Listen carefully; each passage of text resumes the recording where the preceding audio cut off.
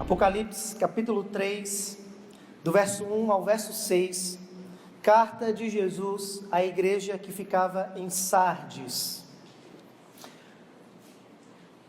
O título do sermão é Vivo por fora, mas morto por dentro.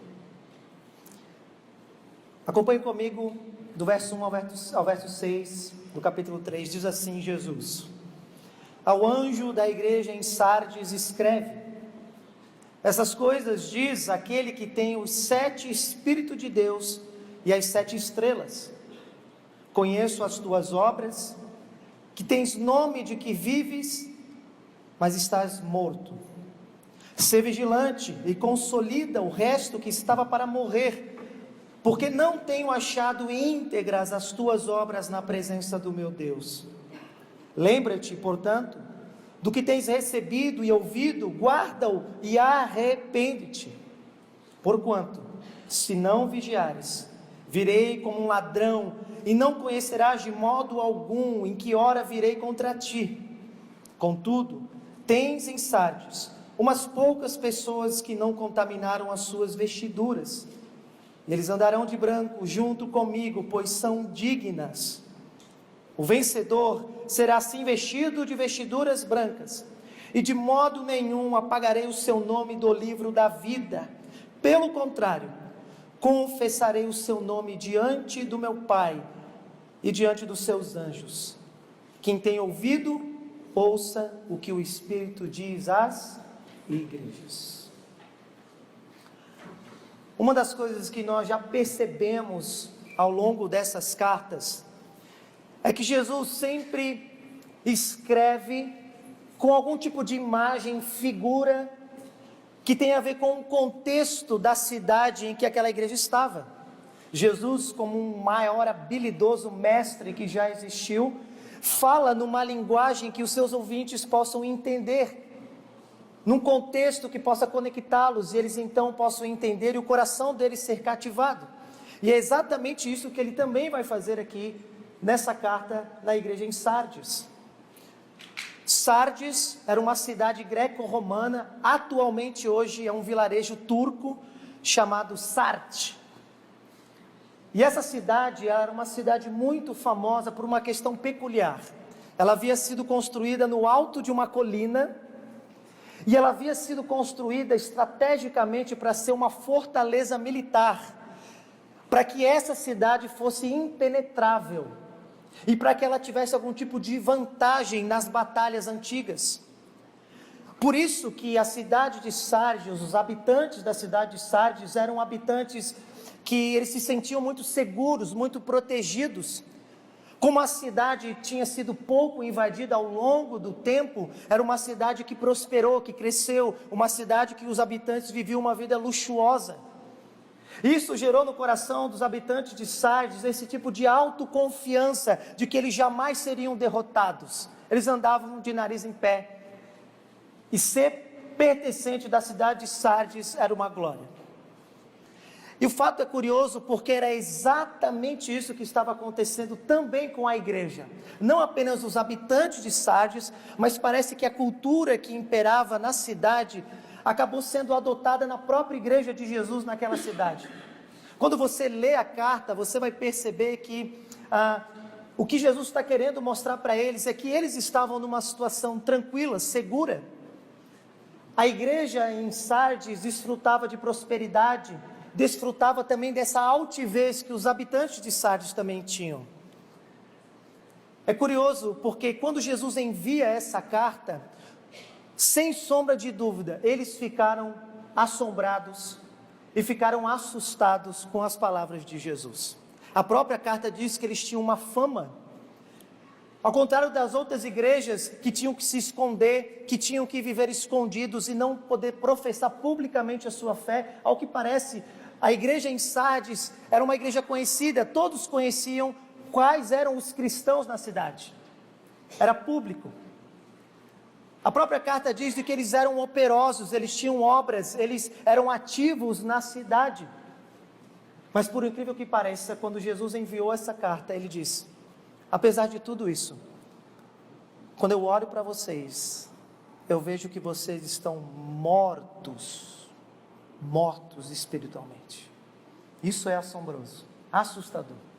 Uma definição técnica de morte é quando alguém não mais apresenta funcionalidade nas suas funções vitais.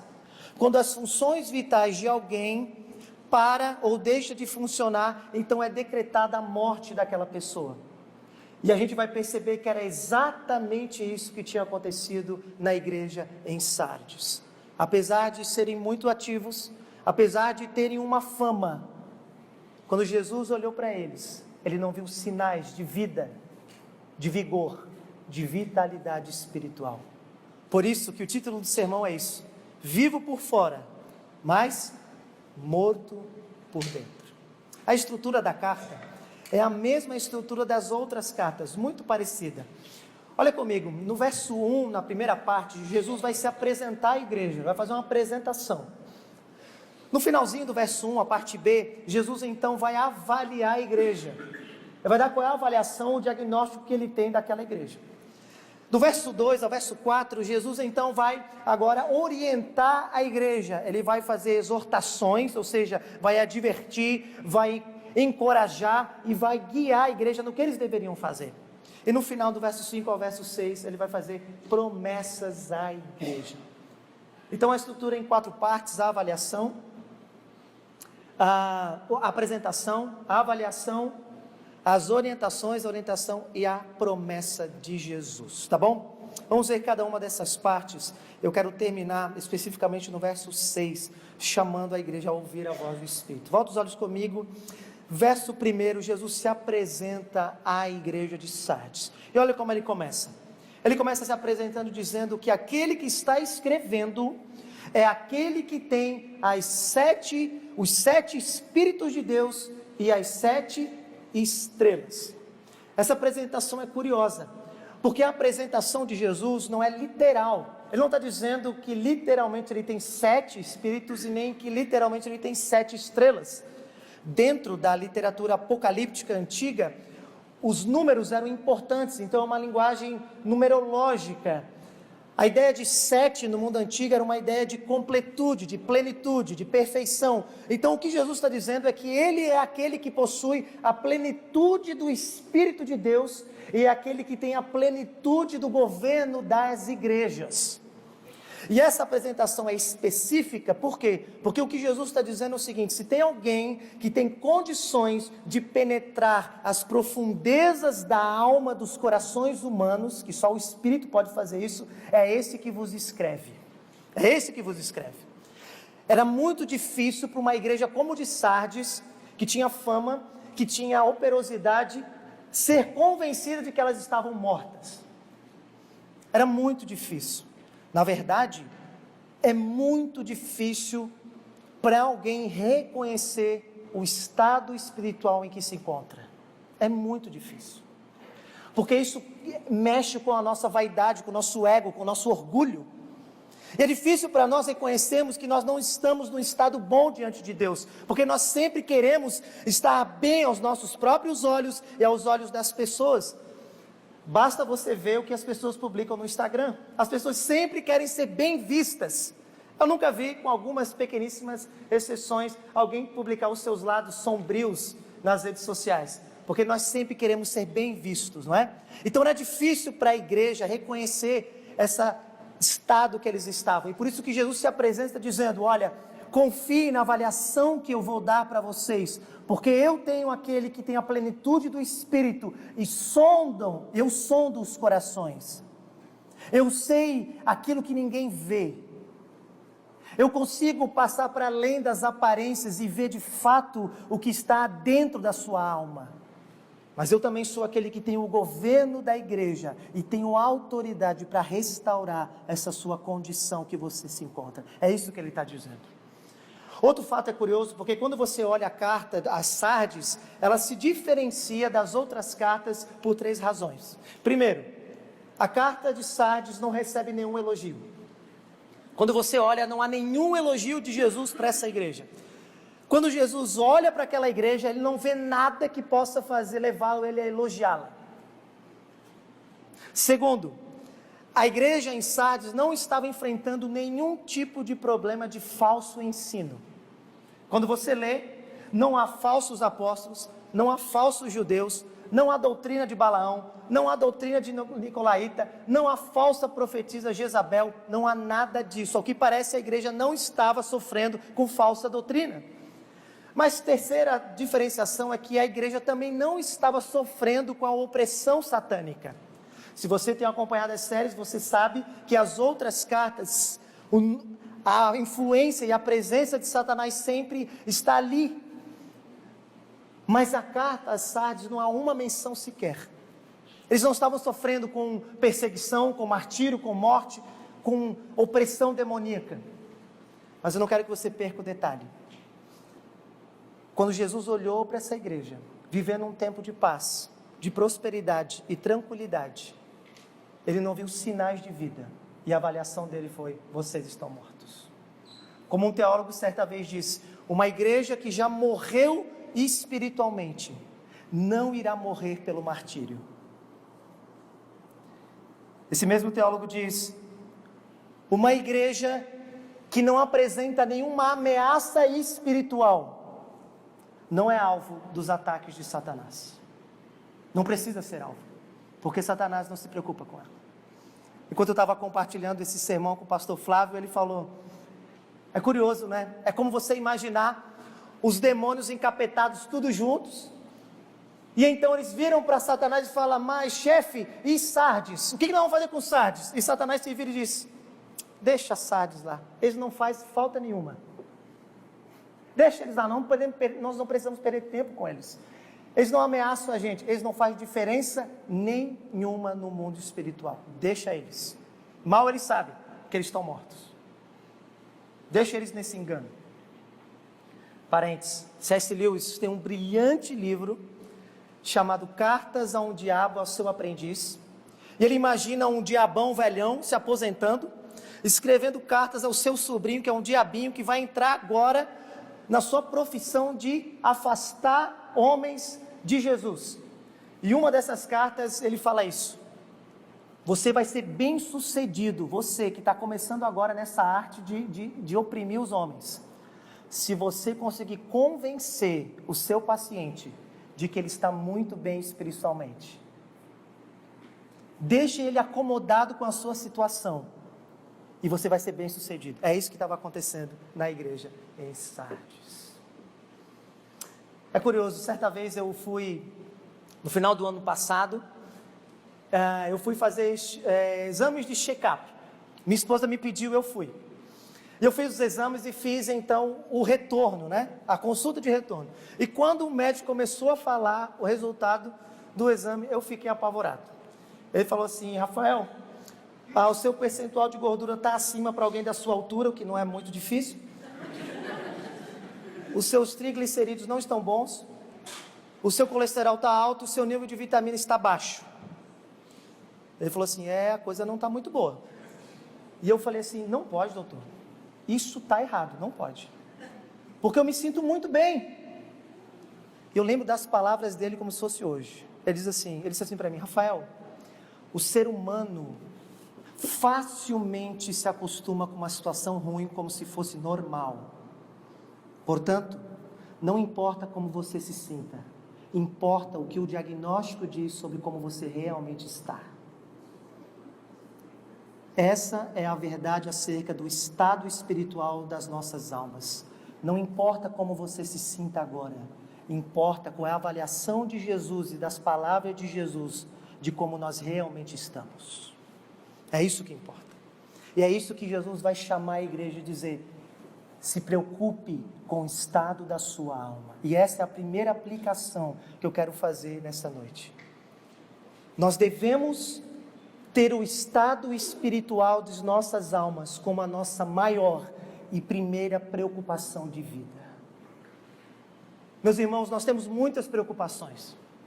Temos preocupações se nós vamos conseguir bater as metas que nós colocamos no final do ano para esse ano de 2020.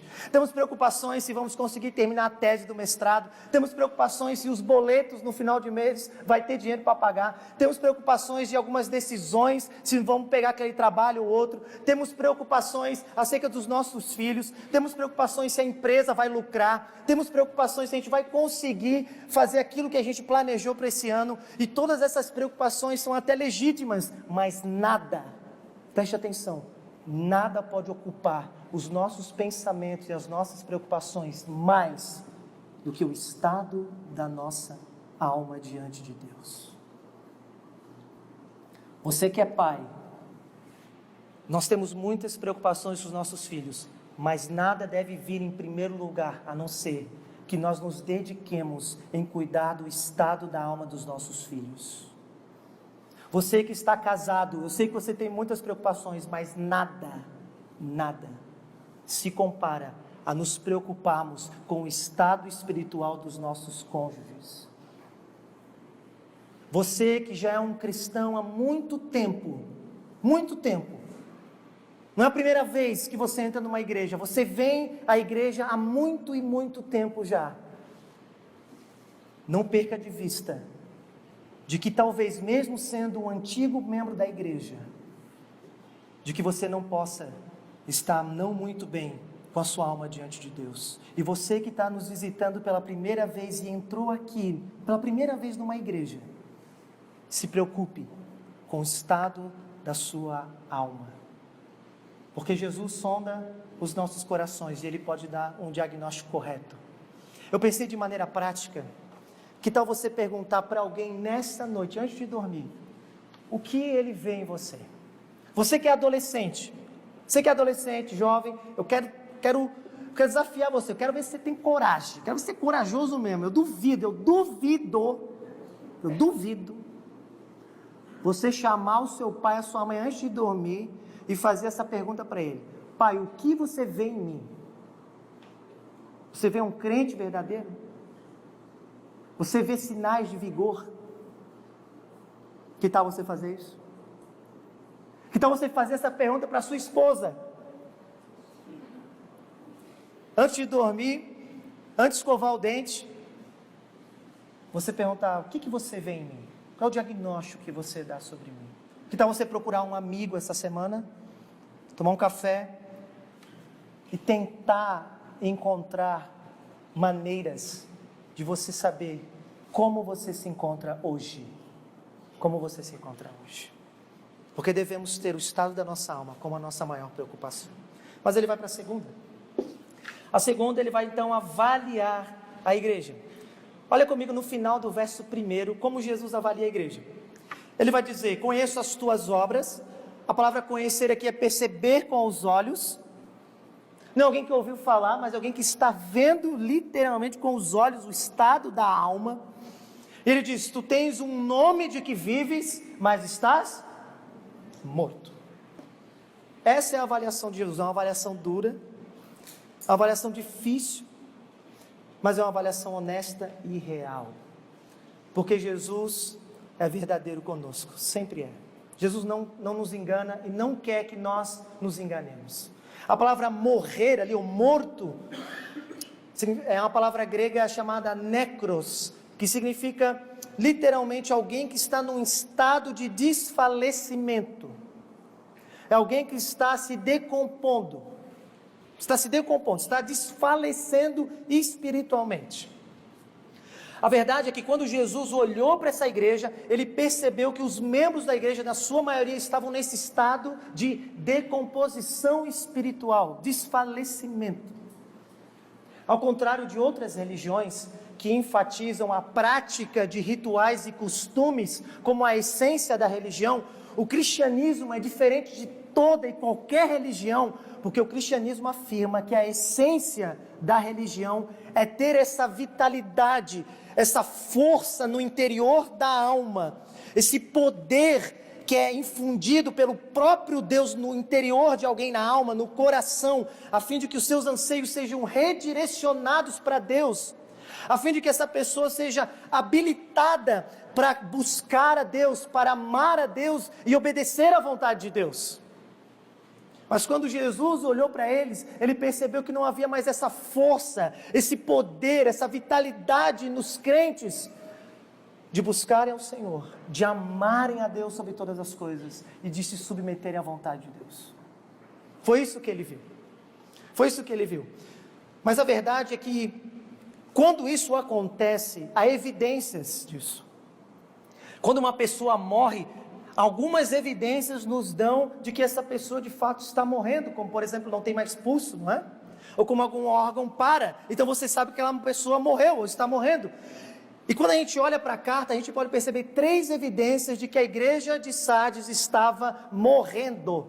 A primeira, se você perceber no final do verso 2, Jesus vai dizer que aquela igreja vivia sem devoção. Ele vai dizer: você está morto porque não tenho achado íntegras as tuas obras na presença do meu Deus.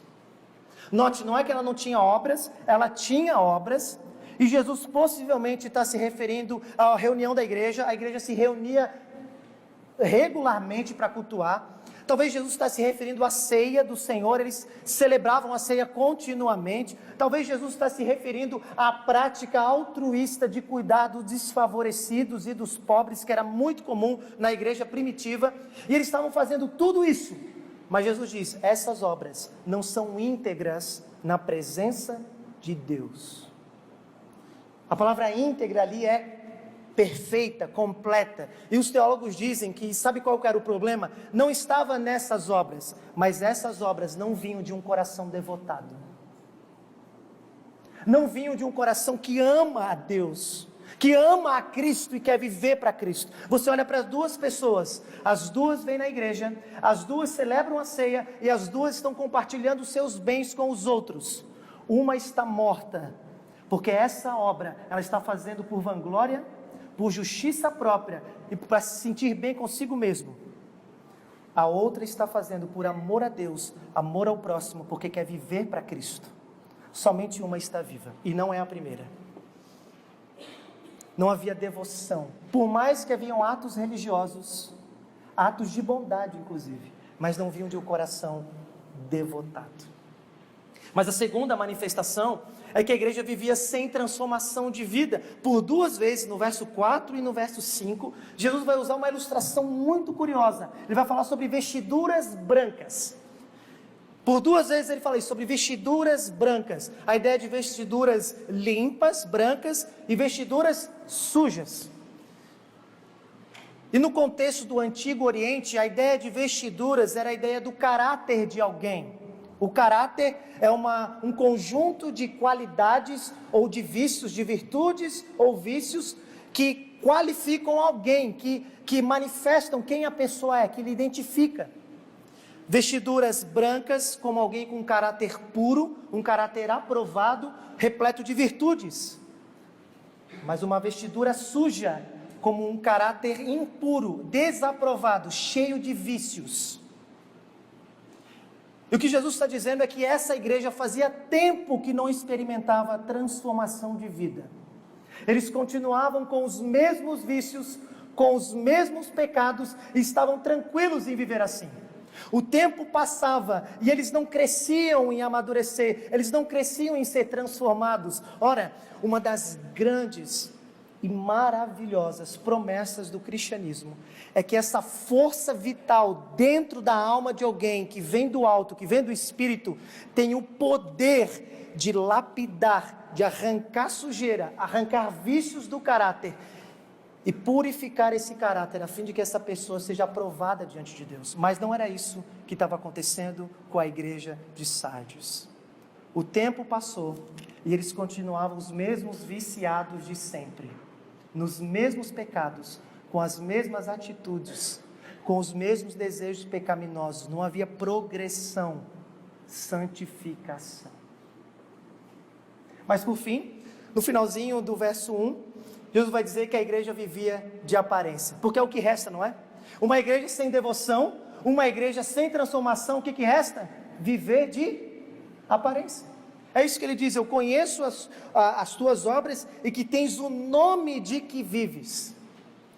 Para uma igreja morta, que não tem devoção e não tem transformação, só resta viver de aparência. Viver de aparência significa que parece que ela está vivendo uma verdadeira religião, um verdadeiro cristianismo, mas quando você avalia de perto, ou de maneira mais profunda, como Jesus está fazendo, você percebe que a aparência não corresponde com a realidade. Era só aparência. Então é por isso que quando Jesus olhou para essa igreja, viu que não havia sinais de uma fé genuína, viu que não havia sinais de uma devoção verdadeira, e viu que não havia sinais de transformação real, que são os sinais vitais da vida cristã, ele chegou à conclusão: você está morto, ou desfalecendo espiritualmente. Deixa eu ilustrar. Eu cresci ouvindo as músicas da cantora favorita da minha mãe, chamada Whitney Houston. E Whitney era uma mulher brilhante, chamada A Voz, e a cantora que mais ganhou prêmios até hoje.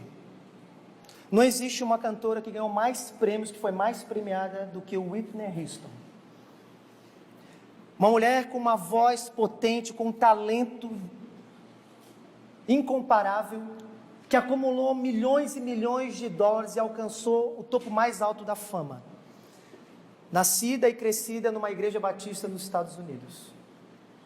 Mas o Whitney não conseguiu lidar com os vícios da sua alma. Oprimida pelo temor dos homens, extremamente escravizada pela opinião das pessoas sobre si mesmo, o Whitney não conseguiu encontrar um poder que pudesse libertar ela dessa escravidão da alma. Ela foi encontrar refúgio nas drogas e no álcool. Depois de 2009, quando ela saiu do período de reabilitação, ela escreveu uma música que a minha mãe escutava muito. E a música diz: eu não conhecia a minha própria força. E no refrão a música diz assim: eu encontrei um caminho para fora das trevas. Eu encontrei tudo o que eu precisava bem aqui dentro de mim. Eu não conhecia a minha própria força. No entanto, em 2012, Whitney foi encontrada morta por overdose, solitária, sozinha, num quarto de hotel em Los Angeles, afogada numa banheira. A pergunta que fica é: como essa mulher que cresceu dentro de uma igreja, o que aconteceu com Whitney, que ela não conseguiu se livrar da escravidão dos vícios? Faltou consciência para Whitney dos seus problemas? Claro que não. Faltou sinceridade para Whitney? Absolutamente não. Então o que faltou? Faltou a Whitney Houston esse poder espiritual que Deus infunde no coração de alguém, a fim de libertar a vontade dos vícios e habilitá-la com o poder para amar e viver para Deus na liberdade que Deus tem para oferecer. É isso que faltou a ela. Mas talvez você pense, me olhe e diga: você me escuta falando sobre o desfalecimento da igreja de Sardes, você me escuta falando sobre o Whitney Houston, e talvez você pense: mas pastor, eu não tenho nenhum problema com drogas, com álcool, e glória a Deus por isso. Mas a pergunta é: que tipos de vícios, que não são tão escancarados como o de Whitney Houston, e que talvez você está aprisionado, ou que eu estou aprisionado? Será que o tempo está passando e nós estamos escravizados pela amargura, pelo ódio? Ou se há vitalidade em nós para nos libertar disso e nos tornar pessoas mais amorosas, gentis e perdoadoras? O tempo está passando e há em nós esse vício de ganância, esse vício de inveja que assola muitos de nós, e nós estamos sendo libertos pelo poder do Espírito em nós, para nos tornarmos pessoas generosas e satisfeitas com aquilo que Deus tem nos dado. Há em nós, há em mim, em você, o tempo passa, você olha para trás e você tem percebido que o seu caráter, a sua vestidura, a sua devoção está crescendo, de maneira que o caráter, o seu e o meu, está sendo limpo, de maneira que você está sendo liberto dos vícios da alma, ocultos aos olhos, mas patente aos olhos de Jesus. Talvez nos tornando pessoas com mais domínio, com mais paciência, e não mais pessoas irascíveis, e não mais pessoas que ofendem os outros com as suas palavras, mas pessoas que são mansas, pacientes e sabem dominar a si mesmo. Você é livre? Eu sou livre? Há essa força vital em nós, que está nos libertando dos vícios da alma? Ou nos encontramos como Whitney Houston, escravizados e sendo arrastados para a morte lentamente, talvez sem perceber? Essa é uma pergunta importante. E por isso que a aplicação desse ponto é que, meus irmãos, nós devemos parar de julgar os outros. Pare de julgar os outros e julgue a si mesmo. Você, esposa, que está me ouvindo, pare de julgar o seu marido. Primeiro, julgue a você mesmo. Você, marido, pare de julgar os seus filhos. Julgue a você mesmo primeiro. Filhos, pare de julgar os seus pais e julgue a você mesmo primeiro. Eu e você precisamos, nós temos, e essa é a aplicação desse sermão, nós não podemos passar períodos de vida sem saber o estado da nossa alma, se estamos sim crescendo na graça, no conhecimento e na transformação real que a fé cristã propõe. Porque se não estamos, e não importa quanto tempo estamos acostumados a isso, precisamos ouvir a voz de Jesus. Precisamos ouvir a voz de Jesus. Uma boa prática que você pode fazer, sabe o que é? Existem grandes textos na Bíblia que são como espelhos, que você pode olhar para você se ver, para você fazer esse julgamento sobre você mesmo. Por exemplo, leia o Sermão do Monte. Tire um período, um mês, para você ler e meditar no Sermão do Monte. Ali está escancarado quais são os sinais de um crente verdadeiro, de um cristão verdadeiro, de um discípulo de Jesus verdadeiro. Leia o tratado de Paulo das obras da carne e fruto do Espírito em Gálatas 5, leia, medite, pense, será que eu estou crescendo nisso? Essas marcas, essas evidências que Paulo está colocando aqui, que vem do Espírito, tem em mim? Leia o capítulo 4, 5, 6 de Efésios, por exemplo, e tire tempo para meditar nesses textos, porque ali Paulo está dizendo, isso aqui é um crente. E se nós não temos aquelas qualidades e não estamos crescendo, é como o médico falou para mim, está na hora de parar e repensar o jeito que você está vivendo. É hora de parar e repensar. Devemos julgar as nossas próprias vidas. Mas ele vai para a terceira parte. Na terceira parte, Jesus então agora, ele vai dar orientações. Ele se apresenta, ele avalia, e agora ele vai orientar a igreja. O fato é curioso, porque quando você olha do verso 2 ao verso 4, você vai perceber que a carta Sardes, ela é diferente das outras, porque as outras, Jesus só chama eles ao arrependimento, só conclama eles ao arrependimento, faz até ameaças. Aqui ele vai fazer uma ameaça também, mas aqui nessa carta é diferente, porque Jesus não apenas vai chamar eles ao arrependimento, Jesus também vai orientar eles, porque a pergunta que fica é essa, né? Tá bom, Jesus, eu estou convencido de que eu estou desfalecendo espiritualmente, o que eu preciso fazer para recobrar a força, a vitalidade? O que pode acontecer numa pessoa para que ela possa reviver, né? Ela possa reviver. E é isso que Jesus vai fazer, ele vai orientar a igreja. E são 4 orientações que Jesus dá. A primeira está no início do verso 2, ele diz, vigilância contra o pecado. Essa é a primeira orientação, olha o que ele diz, ser vigilante, seja vigilante. Os teólogos dizem que Jesus está fazendo um eco aos acontecimentos da cidade. Lembra que eu disse que Sardes era uma cidade muito bem localizada e fortificada, não é? Só que na história de Sardes perdeu apenas 2 batalhas. E sabe por quê? Sabe como aconteceu?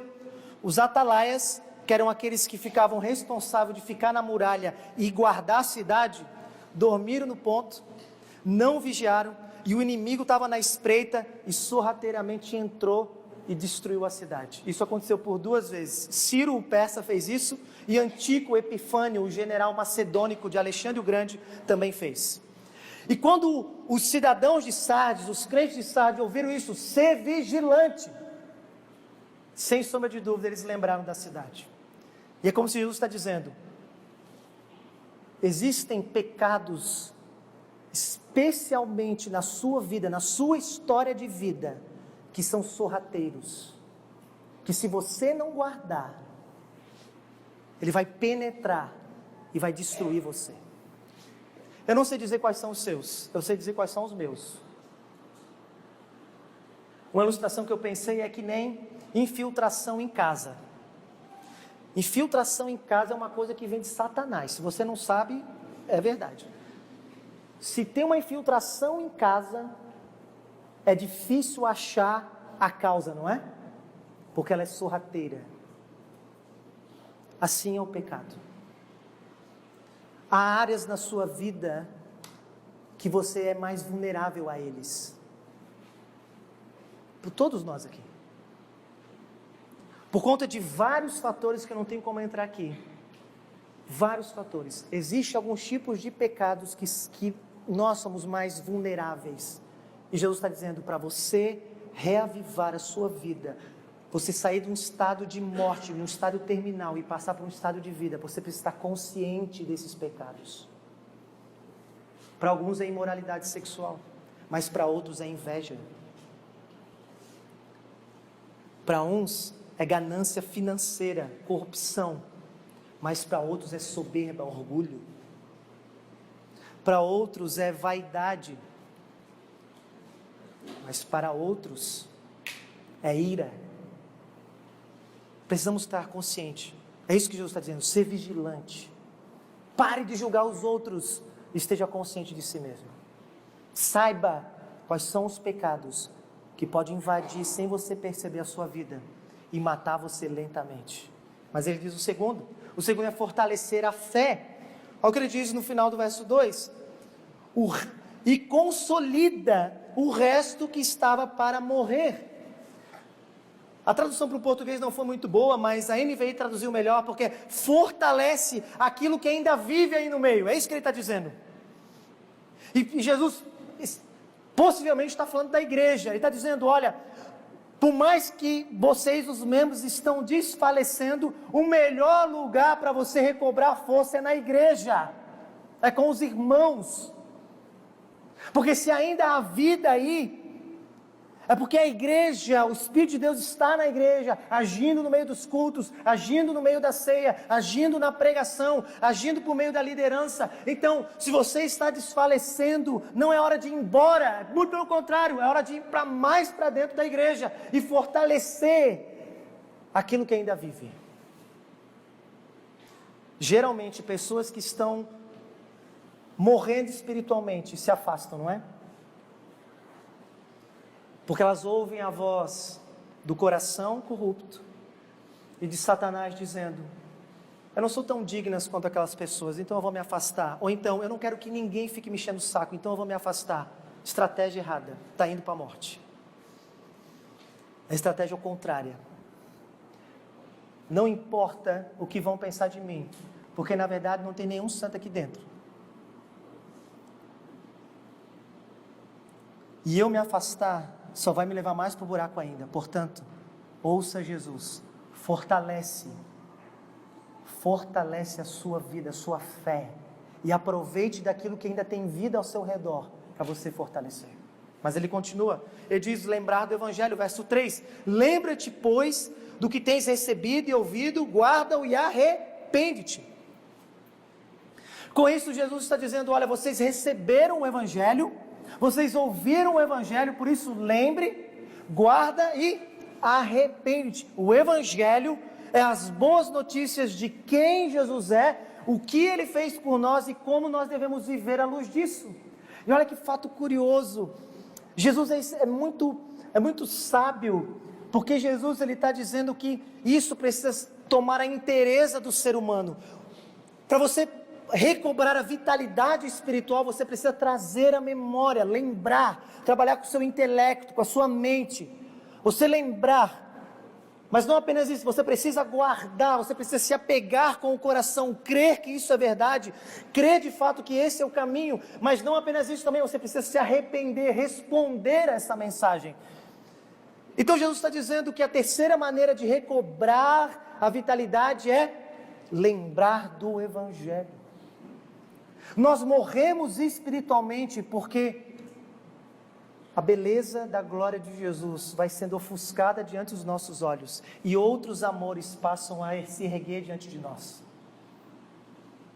E Jesus está dizendo, não, para você voltar, volte a se lembrar de quem eu sou e crer naquilo que eu fiz por você e passe a viver conforme alguém que foi de fato alcançado por mim. É isso.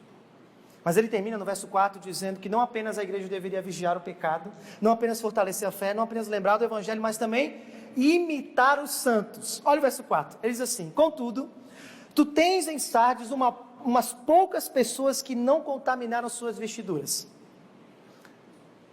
Eles andarão comigo, pois elas são dignas. O que Jesus está dizendo é o seguinte, olha, por mais que essa igreja está morrendo, mas tem gente crente aí no meio sim. Tem gente viva aí no meio. Então olhe para essas pessoas, tenha ela como modelo para você, se apegue a elas e comece a viver junto delas e aprender delas e ter elas como modelo a ser seguido. Porque elas são dignas, a palavra digna aqui significa alguém que se destaca por ter um grande valor. E é isso que Jesus está dizendo, essas pessoas elas estão se destacando pela sua firmeza, pelo seu vigor espiritual, olhe para elas, tenha elas como modelo. Pare de seguir pessoas que estão mortas espiritualmente, pare de ter como modelo pessoas que não são cristãs de fato, tenha como modelo pessoas vivas espiritualmente diante de Deus, e então Deus vai usar isso, tudo isso, para reavivar a sua alma. Mas sabe o que é curioso? Porque quando você olha para essas orientações, Jesus ele confronta muito a mentalidade moderna dos nossos dias. Por 3 razões. Primeiro, a mentalidade moderna dos nossos dias é imediatista e pragmática, né? Nós somos a geração do fast food, nós somos a geração de apenas vídeo de 1 minuto no Instagram e no Facebook, porque nós não suportamos longos prazos, nós queremos as coisas rápidas aqui e agora. Mas quando você olha para as orientações de Jesus, você percebe que Jesus não está querendo te dar um macete de fast food espiritual, Ele está buscando uma vida devotada. Gente, a jornada cristã não é um tiro de 100 metros, mas é um longo percurso que leva a vida inteira. Exige devoção, perseverança, garra. Mas a mentalidade moderna também é confrontada por Jesus, porque a mentalidade moderna, por exemplo, ela também é viciada em novidades. Nós estamos tão viciados em novidades. Nós sempre estamos querendo buscar novas experiências. Nós sempre estamos buscando aquilo que é novo. Nós temos dificuldades com aquilo que é cotidiano e habitual. Mas quando você olha para essas orientações de Jesus, você percebe que Jesus não está preocupado com grandes coisas. A orientação de Jesus para recobrar a vitalidade, meus irmãos, sabe o que é? É uma vida de devoção cotidiana, habitual. Não tem nada novo. Talvez alguém pudesse pensar que para recobrar vigor espiritual tem que ir num grande evento. E naquele evento então você vai ter sua vida completamente mudada, porque um pregador famoso pregou, porque você foi num retiro espiritual, então você vai lá e você nunca mais vai ter que lidar com aqueles pecados. Isso não é verdade dentro da Escritura. A vida cristã exige uma vida de devoção habitual e cotidiana, um fortalecimento, como alguém na academia. Você não começa botando 300 quilos no leg press. E quem é marombeiro sabe do que eu estou falando. Você começa com 50, alguns com 20. O tempo vai passando e os seus músculos vão se fortalecendo, não é? E daqui a pouco, quando você nem percebe, você já está o bombadão da academia.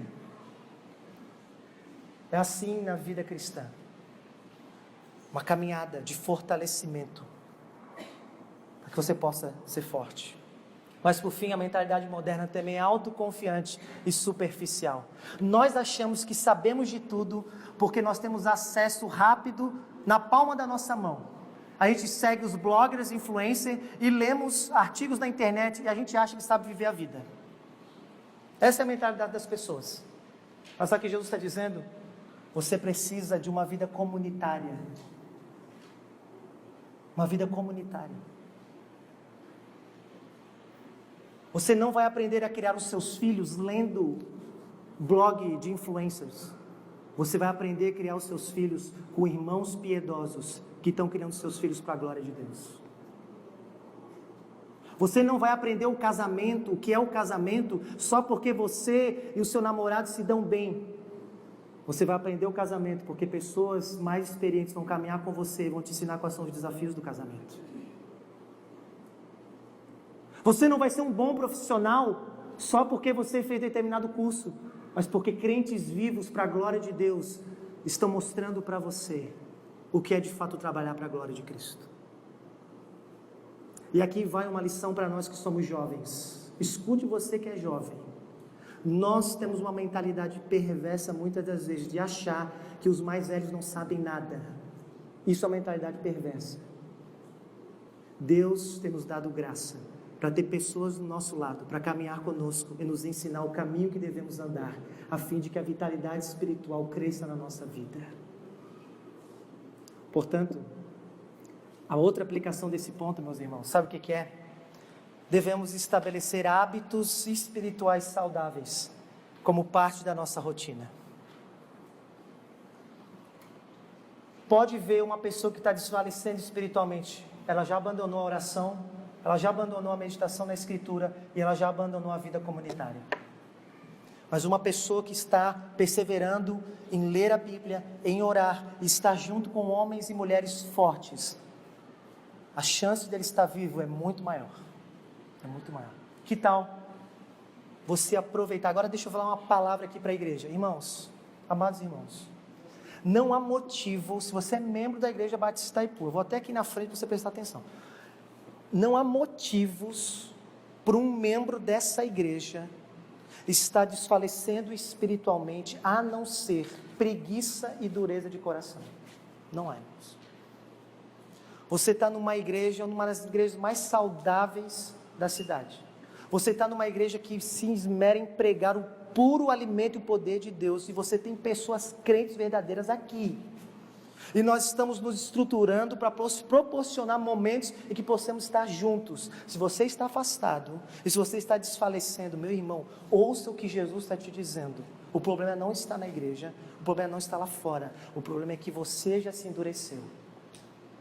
Você se tornou um preguiçoso e está morrendo espiritualmente. Ouça a voz de Jesus, por favor. Não há motivos. Que tal você correr lá atrás e se inscrever para os casais? Que tal você dizer, eu vou na escola bíblica dominical? Que tal você dizer, eu vou procurar ajuda? Que tal eu vou estar mais junto? Porque eu preciso reviver espiritualmente. Mas ele vai para o final. No final do sermão, Jesus faz promessas. Olha o que ele diz. Ele termina fazendo promessas à igreja no verso 5 e verso 6. E as promessas, meus irmãos, são maravilhosas. Sabe por quê? Note, lembra qual é o estado da igreja? O estado da igreja é lamentável, é grave. E quando a igreja toma esse baque de que eles estavam mortos, qual que é então a atitude lógica e óbvia? É desanimar ainda mais, não é? Mas olha como Jesus promete para eles. Jesus promete 3 coisas. A primeira está no início do verso 5, ele vai prometer para aquela igreja uma garantia de transformação de vida completa. Olha o que ele fala, o vencedor. E a ideia de o vencedor aqui era muito pulsante na época dos gregos. Porque os gregos tinham um evento muito famoso que era os Jogos Olímpicos. E naquele tempo não existia atletas profissionais, como existe hoje, né? Pessoas que vivem dos esportes, né? Naquele tempo eram cidadãos comuns que tinham outras vocações, mas que quando chegava o período dos jogos, eles tinham que equilibrar a vida cotidiana com os treinos. Então ser um vencedor na época grega era uma glória, porque era muito difícil ganhar. E ele está dizendo essa ilustração ao vencedor, aquele que foi perseverante, aquele que se esforçou, aquele que se dedicou, esse que ouviu a voz e viu que a jornada cristã é um longo percurso. Esse, primeiro, será vestido de vestiduras brancas.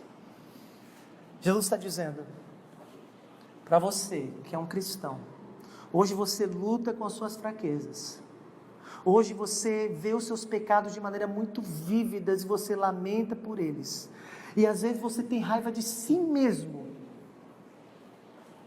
Você já teve raiva de si mesmo? Eu já tive, e tenho muitas vezes. Raiva de estar desejando aquilo que você sabe que não deveria desejar, raiva de estar fazendo aquilo que você sabe que não deveria fazer, raiva por ter feito aquilo que você sabia que não devia fazer. Para mim e para você, Jesus está dizendo, um dia, essa obra será completa, e você não mais lutará com isso, e você vai olhar para o espelho da palavra de Jesus, e para a pessoa de Jesus, e você saberá que você tem um caráter completamente aprovado, e que você vai conseguir amar a Deus com toda a força do seu ser, e amar as pessoas ao seu redor com toda a força do seu ser. Ele está prometendo isso para nós. Vai chegar um dia que pastor, psicólogo, psiquiatra não vai precisar mais existir, porque a nossa alma vai estar completamente perfeita, e nós seremos aquilo que Deus sempre planejou para nós, seres humanos, uma humanidade restaurada, que não tem mais vício algum, mas que é apenas virtude, a imagem de Cristo. É isso que Ele promete para nós. Mas mais, Ele promete garantia do reino de Deus. Ele fala, e de modo nenhum apagarei o seu nome do livro da vida. As cidades romanas tinham um livro que era o censo da cidade, e só receberia as garantias de ser um cidadão romano quem tivesse o nome escrito no livro, porque ser um romano daria a você muitas garantias, muitos privilégios. E Jesus está pegando essa imagem para dizer, muitas pessoas querem ser identificadas como romano para ter as garantias dentro da cidade, mas o mais importante é ter um nome no livro da vida e garantir os privilégios do reino de Deus. Um lugar com paz, justiça, prosperidade e amor, só o reino de Deus garante. No meu bairro tem um grupo no WhatsApp chamado Patrulha Porã, e eles avisam quando tem algum perigo. Às vezes é muito bom, mas às vezes é muito ruim, porque às vezes é alarde e também fica a gente fazendo propaganda lá dentro do grupo, eu não gosto. Mas sempre quando alguém diz que tem uma ameaça no bairro e a gente tem que trancar as portas, a gente tem que cuidar das crianças, eu lembro, eu estou indo para um lugar onde nós não precisaremos mais de muros, nem de cercas e nem de cadeados, porque todo cidadão daquela cidade celeste se amará, se protegerá e cuidará um do outro. Nós estamos indo para lá, meus irmãos. Toda vez que o irmão me pega antes do culto e diz, pastor, ora pela minha família, pelo fulano de tal, porque ele está desfalecendo, está morrendo, eu não sei o que isso vai acontecer, eu lembro que naquele dia não vai existir mais médico nem hospital, porque todos nós comeremos da árvore da vida e viveremos para sempre, meu corpo restaurado para a glória de Cristo. É isso que nós queremos. Essa é a promessa de Jesus para quem está vivo espiritualmente. E ele termina dizendo, eu confessarei o seu nome. E ele fala, eu confessarei o seu nome diante de meu Pai e diante dos seus anjos. A ideia é o tribunal romano, em que um criminoso é colocado diante do juiz e diante de testemunhas, diante do tribunal cósmico, onde Hitler e todos os tiranos que já passaram por essa terra, e todos os bandidos que já passaram por essa terra, sejam eles de colarinho branco ou não, nós também compareceremos diante desse tribunal, diante das testemunhas que são os anjos, mas para aquele que o Espírito vivificou, o perfeito advogado Jesus vai se colocar e diz: eu conheço este, e todos os crimes que ele cometeu já foram punidos, e ele tem o direito de ser absolvido no mais importante tribunal que existe. E Jesus está dizendo: se você escutar a voz de Jesus, você será um daqueles que será salvo, não por um mês, não por um ano, mas por toda a eternidade. Por toda a eternidade. Portanto, meus irmãos, a última aplicação é: nós devemos reorientar nossas expectativas, a fim de que as promessas de Deus guiem as nossas vidas. E as nossas vidas. Um cristão é alguém que olha para o passado com pesar, com arrependimento. É alguém que olha para o presente com devoção, com luta, com vigor. Mas é alguém que olha para o futuro com esperança e expectativa, porque ele sabe em quem ele está se tornando e sabe o que espera ele no final deste túnel. Talvez você olhe para o seu cônjuge e você vê as debilidades dele, mas se ele é um crente, você pode olhar para ele com grande expectativa, sabendo que um dia ele será aquilo que Jesus prometeu, que Jesus planejou. Talvez você olhe para os seus filhos com pesar, mas se a graça de Deus alcançar eles, você pode olhar para eles e saber que um dia ele será aquilo que Jesus planejou para ele. Mas olha como ele termina, verso 6, concluindo: quem tem ouvidos, ouça o que o Espírito diz às igrejas. Enquanto eu estava preparando esse sermão, eu estava meditando nesse verso, e eu fiquei pensando: meu Deus, será que eles ouvirão a tua voz? Eu sei que eles ouvirão a minha voz, porque eu vou estar com o microfone. Mas será que eles ouvirão a tua voz, Jesus? Esse é o 5º sermão da carta de Jesus às igrejas. A pergunta é: você ouviu a voz dos pastores? A pergunta é: você ouviu a voz de Jesus falando com você e chamando você? Eu espero que sim. Eu espero que sim. Feche seus olhos, abaixe sua cabeça.